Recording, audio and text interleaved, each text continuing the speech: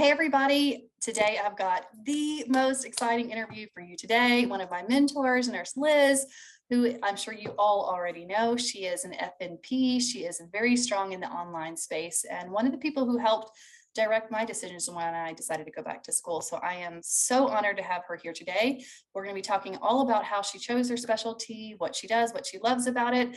And at the end, we may get into a little bit of discussion about the whole RaDonda issue because we both feel very strongly about that.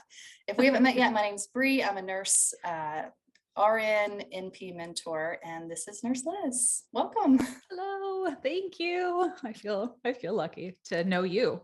I know.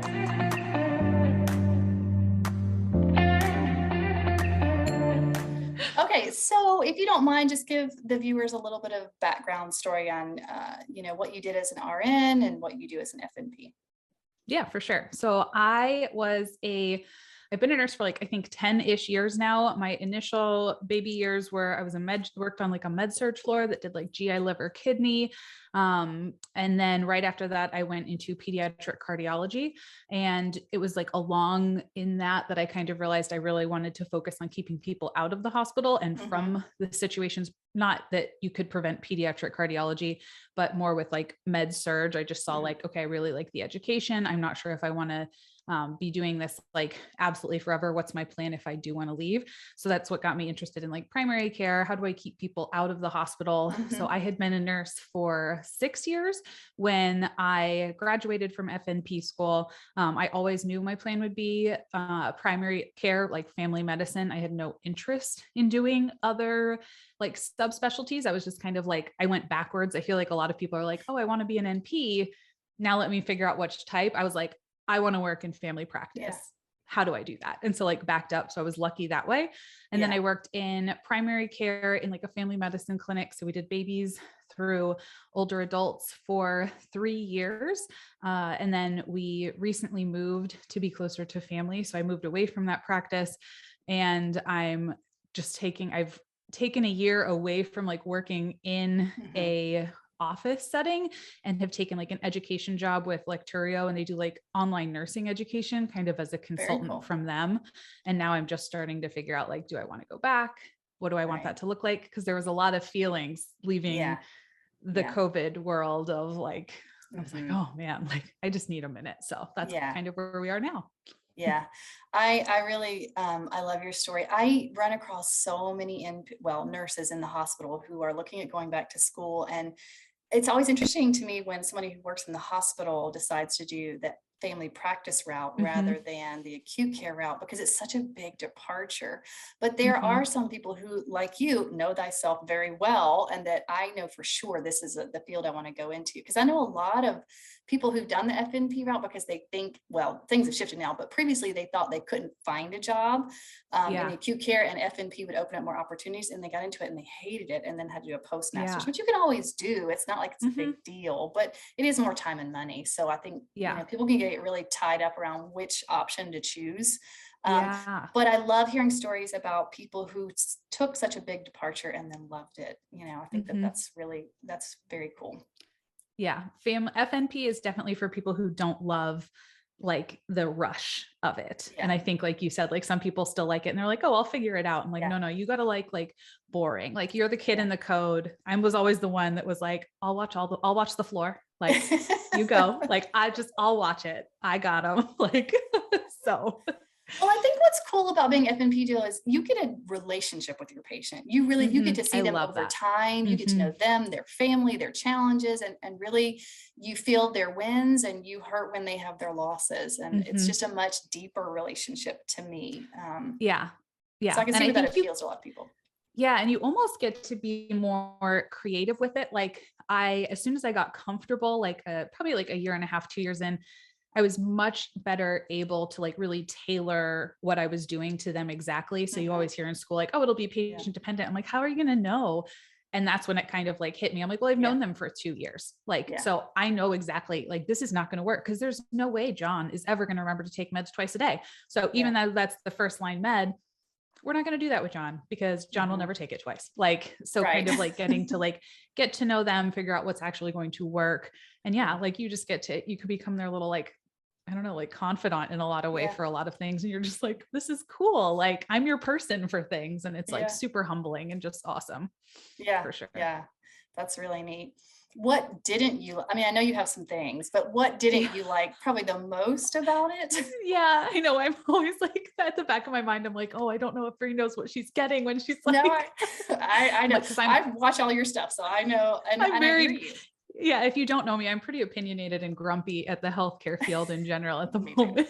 Who isn't these days? Yeah. The thing I really didn't like about it, one, the charting, so you kind of go in and like, I worked part-time, but I was working definitely more than part-time, just unpaid, like finishing charts, yada, yada, because there's just so much at least in primary care. This is going to be very different if you're in a specialty, which you can do as an FNP. That's totally fine. And usually there's slightly less charting because your appointment times are longer, but in primary care, you're trying to squeeze so much into that 15 or 20-minute appointment. And a lot of times your patients, can't come back because they can't afford it with their insurance. And so then you're behind on charting because you're cramming everything in. And then everyone has like 8 million forms and everything's denied by insurance. So my dislike for it came out of that like insurance is dictating everything you want to do with the patients. They can't afford, even if they have insurance, because their deductible is so high that they can't meet it.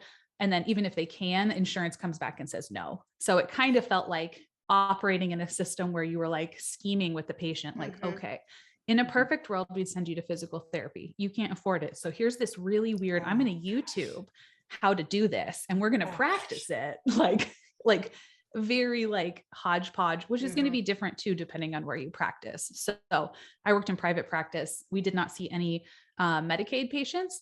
So everyone pretty much had the high deductible plans and you didn't have that access. I think if you worked in a place either that was super affluent, different, or in like a federally qualified health center, that's going to be a lot different because your patients would at least be able to go to the cardiologist or whatever. But the biggest thing was probably your hands are just tied in terms of, I know what I need to do. I just can't.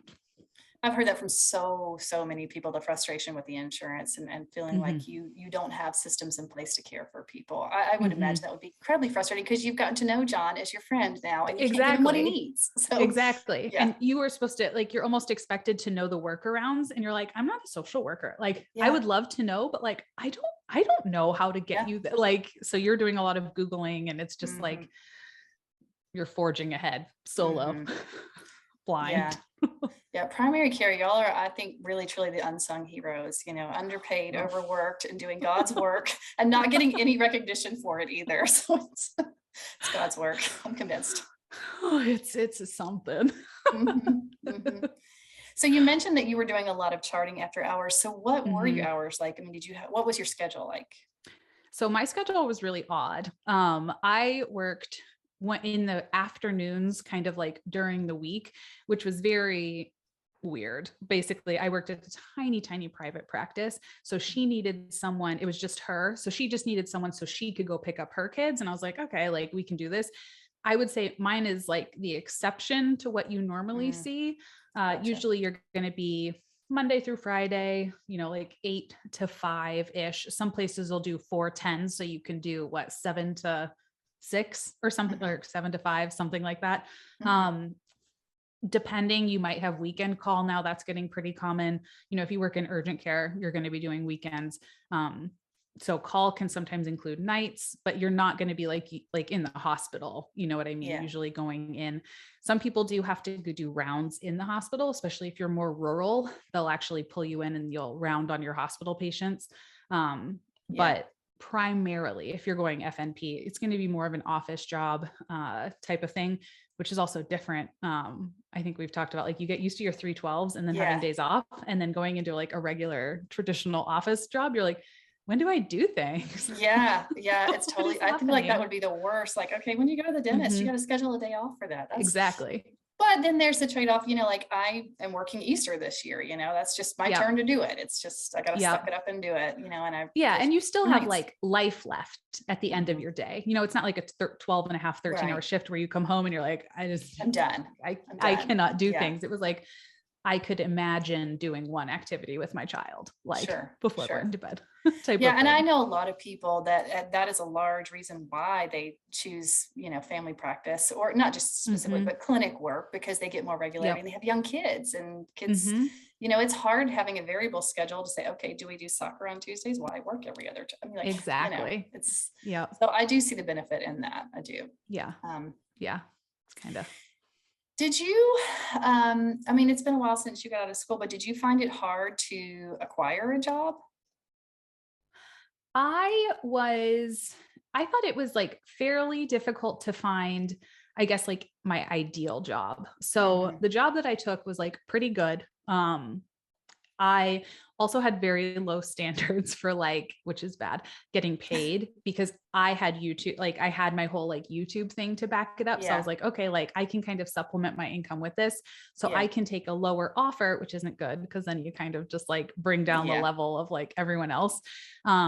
But I needed that for like what I needed at the moment. And so there's a lot of jobs out there that are like that are going to pay you less to give you a mm, lot more life flexibility, sure, but it ended up being like what I really needed with small kids. If my kids got yeah, sick, she was very accommodating to like, okay, you have to go home versus if you're in an office setting, like that can be a huge issue. If all of a sudden you're like, hey, like I have to leave and it just becomes like a bigger thing. So I factored in like, I'm going to get paid less for a few years while I work here for the benefit of like, I can take time off if I need it. And if my kids need something, I can leave. Like it won't be the end of the world. hmm, But if you're looking to be compensated well and like treated fairly, I think that gets a lot more difficult. Like sure, if you're going to be doing it full time, I wasn't doing it full time. I didn't need benefits, yada, yada, yada.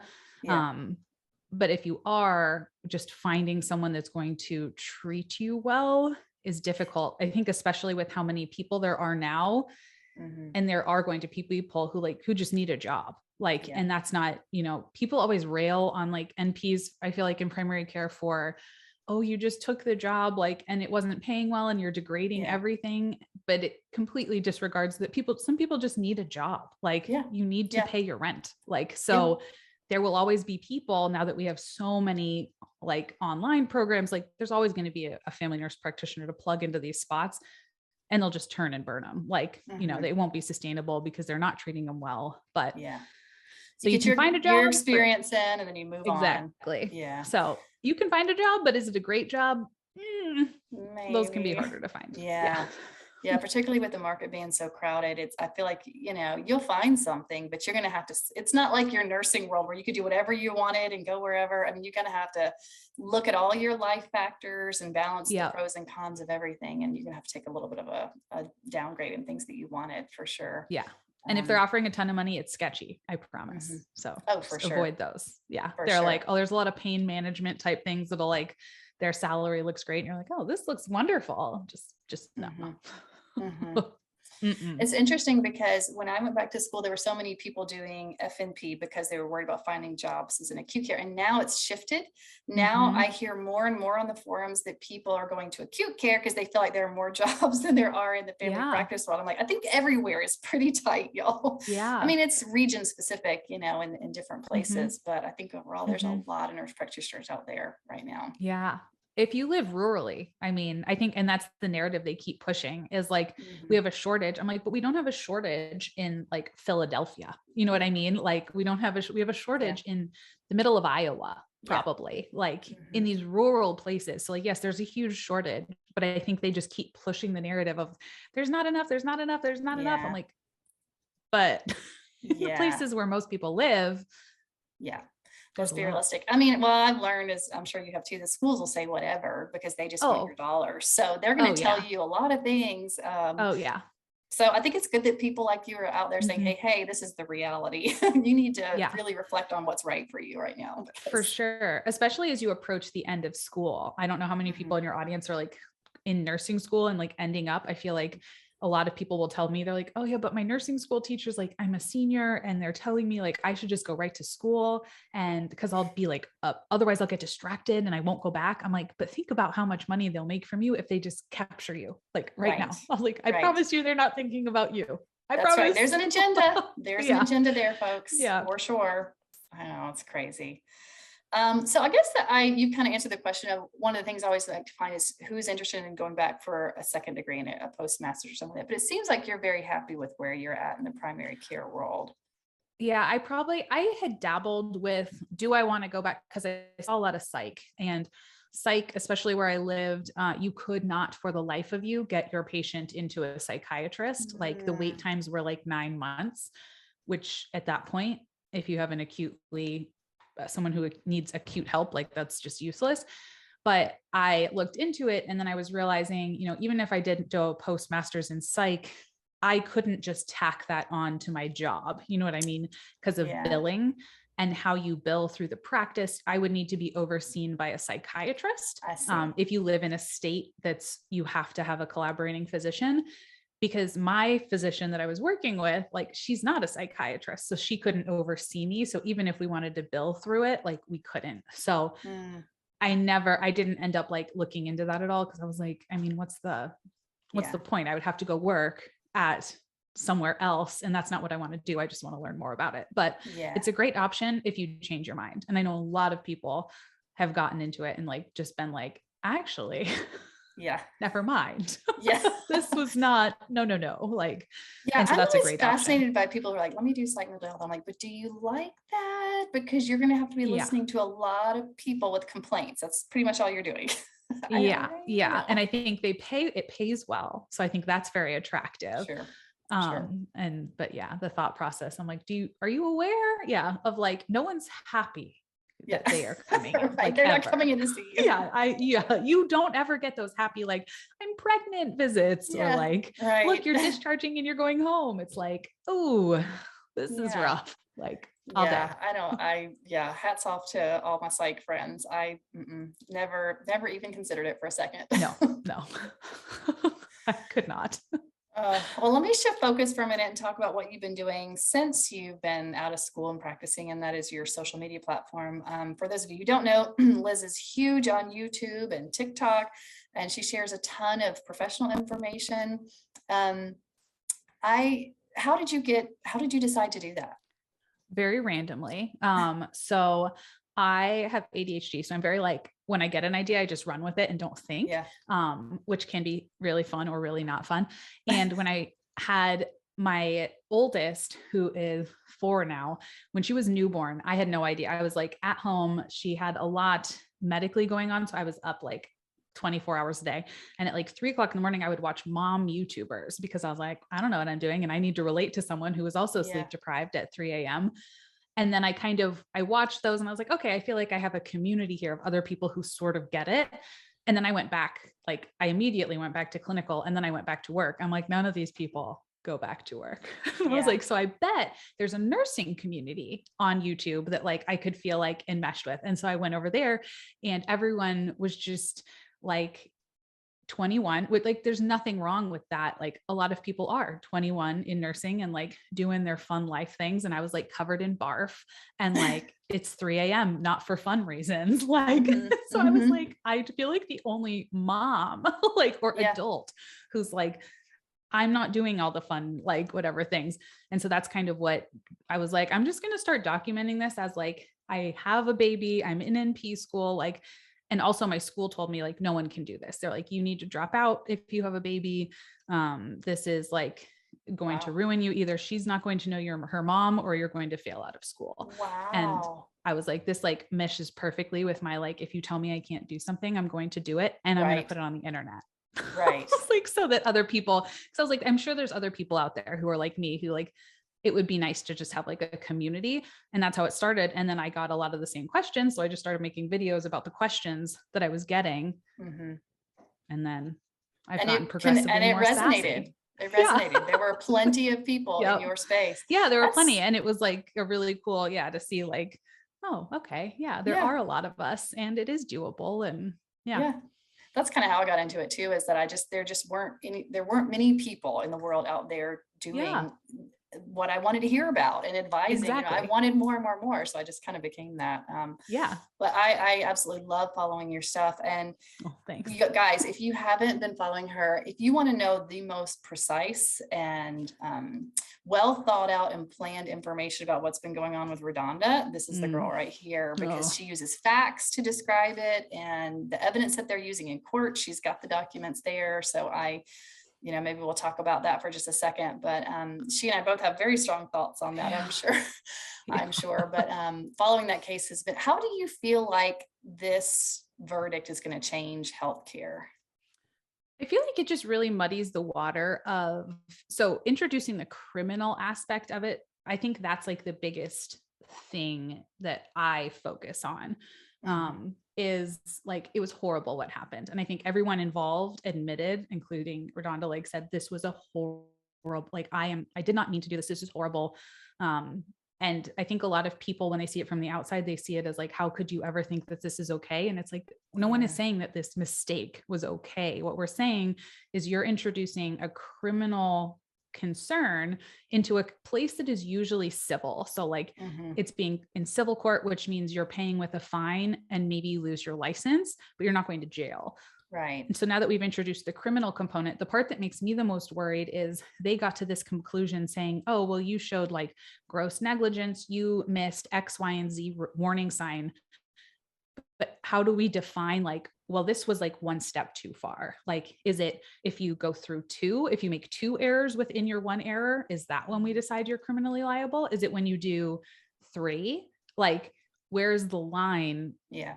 And they say, you know, I've heard other people say like, well, they're not going to prosecute everything. I'm like, but how would they decide then? Right. Like if there's, I think it's like, I mean, thousands and thousands of med errors lead to death every year. I'm like, so how do we decide how much is too much negligence? Like, I don't like that. And I know it opens up a whole, as I keep saying, it sets a new precedence. And the best evidence, I scoured the net like 2 days ago. So like how many errors actually happen? And like the best guess we have is 3 to 12% of hospital deaths or serious morbidity or morbidity occur because of error. 3 to 12%. So everybody's making mistakes, and the public, like the lay people who are not in healthcare, who are like, yes, she absolutely deserves it, nobody should die. And I'm like, do you guys realize how many people are dying? I mean, it is happening like, all the time. So you're gonna put us all in jail, so who's gonna care for people? And I don't think people do know, like I was talking to my husband about it, and he had no idea that hospitals settle all the time, just like they no idea. He's like, because we keep it quiet. Well, he's like, well, how does this normally work? Like, this seems like, why are they focusing on this? I'm like, well, they're like, it's a big deal because like it happens all the time. He was like, this is like, is it that weird that like someone's suing the hospital? Like, I'm like, no, then that's not what's happening. But like, this happens all the time and people get money and they go away. And like, so this is, all of this is happening. It's just, I know. And then I think like it has implications to carry over to surgeons and physicians and pharmacists. God help pharmacists who make error. I mean, everybody in healthcare is at risk of saying, hey, you failed to do X, Y, and Z, so therefore you're going to jail. I mean, legitimate jail. It's a scary precedence to set in my mind, you know. And then working in the hospital, you know, nurses are already so strapped and overworked and understaffed, and the morale is so low. Like, this is enough to send many people over the edge. More and more harm will come to patients, I think, because people will hide things. We won't improve things, and there'll be less staff to take care of them, period. So I think it's just absolutely, I've been so torn up about this for so long, you know, I don't know where we go from here, but God, there needs to be an appeal for sure. I mean, this can't stand. It can't. No, that's how I feel. Like I refuse to just acknowledge it. And I think even, there's a whole lot that's going on within it. I think people are really blaming. There's a lot of like name calling being with like, well, like doctors don't get treated like this. And I just wish we would like turn the narrative or like just ignore it, because I'm like, we are fighting against each other now. And what we really need to be talking about is like, and I think we probably have that perception more because we are also providers who like write the things. And I was like, even our malpractice insurance isn't going to back us up. Like, nurses doesn't in criminal court either. And I'm like, we need to not be fighting against each other. Like, we just need to team up. Like, We are not, as a healthcare front, we are not going to stand for this, or else you'll have Yeah. no one to care for you. So take it or leave it, Yeah. friends. Yeah. I know. It's Seriously. crazy times to be in healthcare, I tell you. So weird. Yeah. Yeah. I think it's going to lead to a hot mess, because I don't think people are going to do verbal. Like, I just think the public does not know how many corners are cut normally in healthcare. True. And then kind of backfilled later, like, okay, well, we did that. So like, let's fill that in. Mm-hmm. And I mean, I wouldn't do that anymore if I was a bedside nurse. No, I'd be like, no. you are going to give me that order before I do Yeah. anything. And Yeah. that's not good I know. because And these I think people about are not doing well. all the times I'm like sterile in the middle of doing something and I need all those drugs, the Yeah. paralytics, the heavy Yeah. sedatives, the things that raise blood pressure and lower blood pressure, all the things that can kill people if it's the wrong things. Those are the things I need quickly. And what am I supposed to do? Break sterility and stop doing this emergent procedure to And put put the it order in? in the computer? It just doesn't make any sense. No, I know. I don't think people, that's what I was talking with some people about over on TikTok. I was like, I don't think you understand like how much you know to already just go and get. And there's Mhm. no order because you know what's going to happen. So it's Yeah. there. And what if you like, no one's going to do that anymore because, Yeah. and now they're going to wait for pharmacy to verify it. Like, Yeah, good luck. I know. It's, oh my gosh, healthcare's changed. I've been doing it for 20 years and it's changed so much for them. But in the past 3 years, it is a totally different place to be. It's like a minefield. Yeah. I mean, having said that, I still love this profession. I still think you should go into it, Yeah. but just know what you're getting into. That's the takeaway. Find a Know what you're therapist getting. at the same time. Just Yes. pull them in. Be like, Yes. hey, we're going to go on in this adventure together. Right. Oh gosh, Liz, I'm so glad you came on today. I want, so you have a binder, an NP binder that it's resources for new NPs, right? Yep. It's just for like primary care. So I didn't have up to date. Because like I said, I worked at a tiny little office. So it was basically like cheat sheets I made myself for primary care, a Mhm. bunch of links to like articles that gave you guidelines of like, hey, this is Oh, the that's algorithm perfect. for how to manage all these 8 million things. And so I basically just compiled it all into like a PDF document and then gave you all of my cheat sheets and my Mhm. patient handouts and like my decision-making of trees. I just kind of like put it in there. And then you buy it once. I think it's $29. And then every 3 or 4 months, I update it with like, hey, the diabetes guidelines updated. Mhm. Here's the new whatever.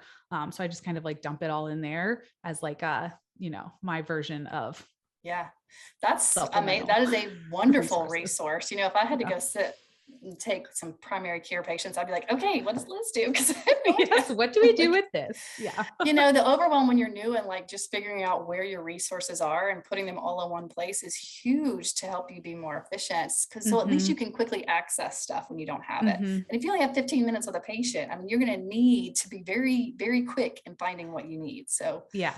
I think that's wonderful. Where would people find Thanks. this? I can give you a link. I have it on my website. Okay. I think, and then there's like links on Instagram and YouTube and all the things, but the easiest is probably like just on my website.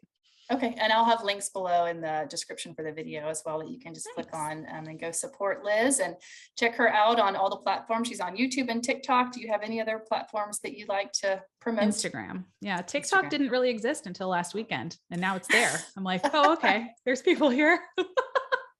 It does seem like it just happened overnight. It was born out of the pandemic. It really, yeah. And TikTok, like I made the videos on TikTok because their features are better. Yeah. Intending the full time to upload it to Instagram, and then I didn't. And then now there's people on TikTok. I'm like, I don't know what to do with you. Yeah, Welcome. I love TikTok because you can make videos and store them. Instagram doesn't allow you to do that. So you can like batch record a bunch and then slowly leak them out over time. It's I like delightful. how sassy you can be on TikTok. Yes, I appreciate that. That's You can just true. like clap back at people. And like, I feel like on Instagram, people are like, ooh, Liz is mad. And on TikTok, people are like, okay. That is very true. There's a lot more freedom to be. I think there's just so many anonymous people on there that say whatever they feel like that everybody else is empowered to be like, now listen, that ain't the way it is. Yeah. Now listen, that's wrong. Yeah. Like, ooh, Yeah. I didn't think I would like being on TikTok either, but I'm loving it. I'm loving it. I know it's very fun. I just don't dance.